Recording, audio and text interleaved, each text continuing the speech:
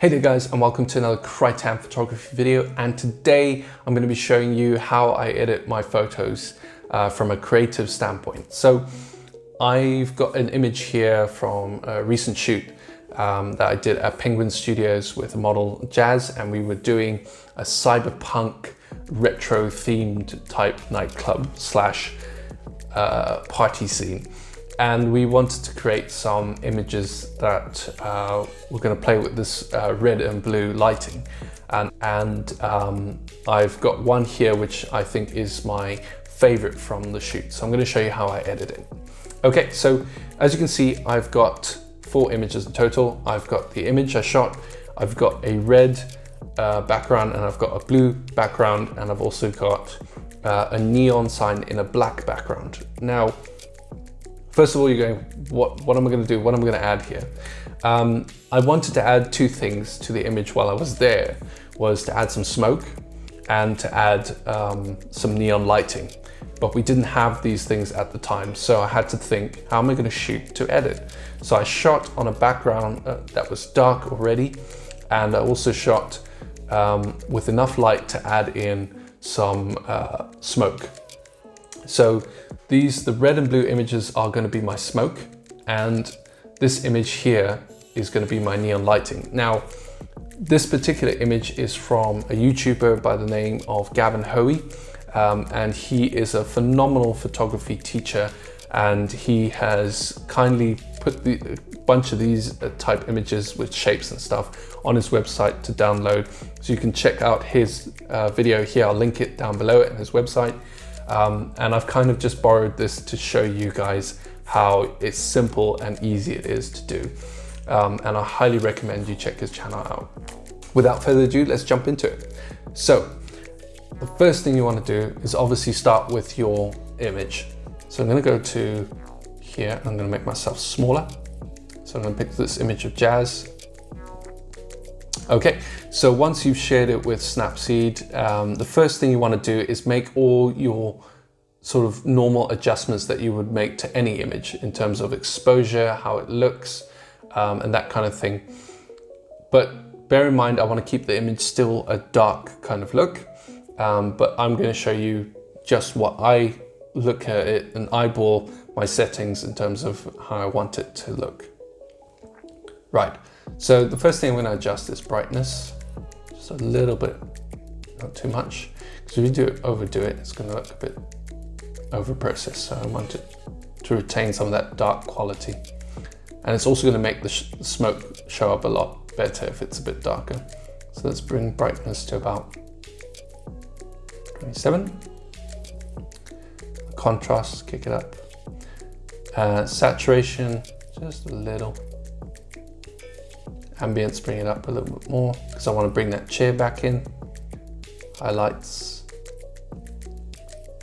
bring out those green glasses as well, and some of the shiny parts of the jacket, and bring up the shadows. Shadows not too much because I still want it to be this very dark look. Okay, let's go on to -2 there. Let's go +4, that's fine.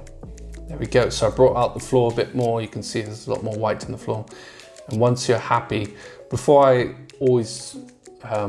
move on to the next edit, I always have a look back and see what it looks like. And you can see just how those small changes have made a massive difference with the before and after. So hit the tick, and then what you want to do is I want to change a few things. So I want to light up shoes a bit more. I want to give it that ultravioletly look. You know, those clubs that have ultraviolet lights and everything that white basically shows up. So I'm going to go to Tools, and because I don't want to expose the rest of the image, I just want to paint in that exposure on the shoes. So I'm going to go back to the exposure brush here, and just going to go into the shoes here, and I'm going to put the eye on because I kind of want to, let's put a 1 stop exposure, and I kind of want to make sure that I'm painting in that area. And what this allows you to do is just to see the affected area that you're painting in. And if you want to see how you're doing, just turn it off and you can just paint. So it's really up to you. It's just kind of a guideline to let you know where you've painted and if you've overlapped anywhere that you shouldn't have. And the more you zoom in, just to let you know, the more you zoom in Snapseed, the tinier your brush gets. If you zoom out, your brush gets bigger. And let's just clean it up. So I'm going to fast forward this for you.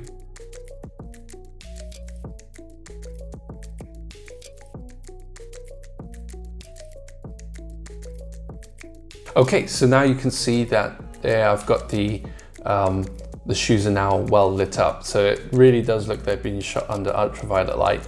And it's just given the image a bit more, it just gels a lot better from what I can see. And I felt like the bottom half of the image was not doing that. And I wanted to change that and make it a bit more interesting.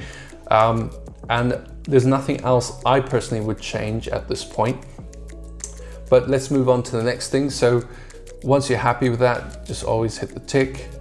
And what we want to do is bring in the neon sign. And I want to put the neon sign behind her. And instead of just a triangle, I'm going to make it into a play button.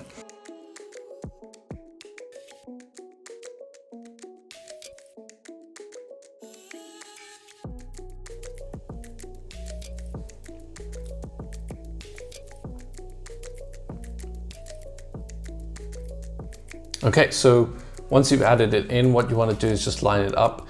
And you might have noticed the images got a little bit darker, but don't worry about that. We'll fix that in a minute. So I don't want it to center because otherwise it looks as if it's, you know, planned and it doesn't look natural to me. So I want it a little bit off to the right-hand side just to give it this feel. So I'm just going to put it there. Okay, and I'm going to go to the little book at the bottom and I'm going to select lighten. And what this does, it actually removes the black background from the image. But you've probably seen there and see it's overlapping model there, and I don't want that to happen. So just hit the tick for now. And let's move me over there, go to review edits, and we go to view edits here. And just select double exposure and select the paintbrush here. All right, and notice it's disappeared, but don't worry. What you're going to do now is make sure this is set at 100 and just go to where the triangle was. Let's move me down. I'm always in the way, aren't I? And just paint in where it was, and you'll start to see it come there. Okay, and once you're happy with how it's looking, you want to go into where it's sort of overlapping or showing up there. Take your double exposure to 0 and just paint back in the areas where it shouldn't overlap.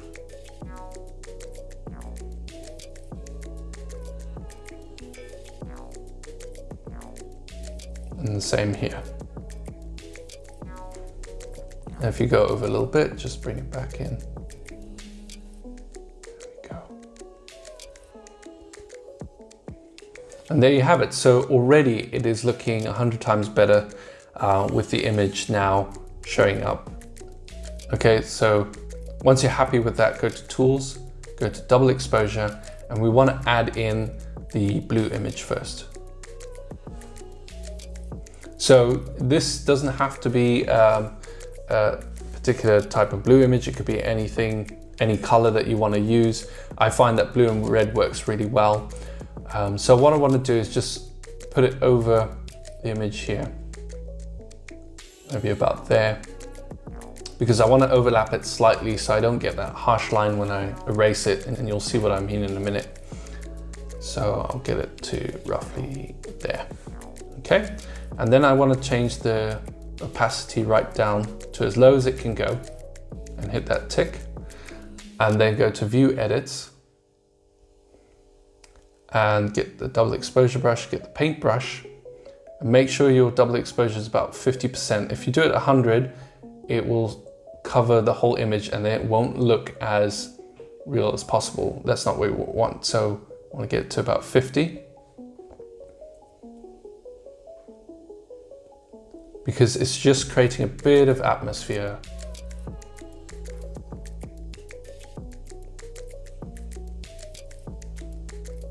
Okay, and you don't have to be perfect with it, just as long as you don't reach the edge of that straight line, because that will show up in the edit and I don't want that there. So just hit that tick. Okay, so that's the blue side done. And then you're going to do the same for the red.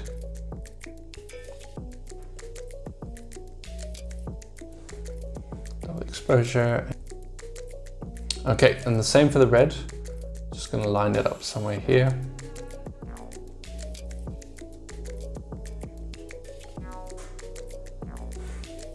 Drop the opacity as low as it can go. And go back to tools. Drop it as low as it can go. And then from here, what you want to do is go to view edits. And go to double exposure and go to paintbrush. And just put it at 50. And just do exactly the same thing. Just paint it in.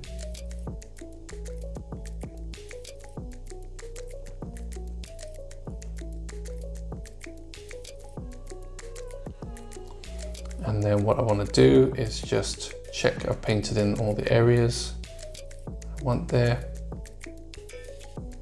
And just hit that tick. And there you have it. So from here, just going to go back up. And there you have it. So that is my editing tutorial on how you can make a smoky club scene, cyberpunk retro theme type shot. I don't know what to call it. I'm not very good at naming things, but I called this one Let's Play. And it looks like she's getting out of her chair ready to get on the dance floor and dance. And you've got this play button behind, which I kind of liked to kind of sell the image a bit more. But yeah, that's all for me today, guys. I hope you found this useful. Let me know in the comments below if there's anything that you got any questions, or if there's anything that you want to see me edit here on the channel. I'm trying to get back into doing YouTube a bit more regularly. It's just planning and finding time. However, do check out Gavin Hoey. He's an amazing YouTuber, photographer, and I think he does some video as well. But just check out his tutorials on this kind of stuff. It's amazing. And I've linked all his information below.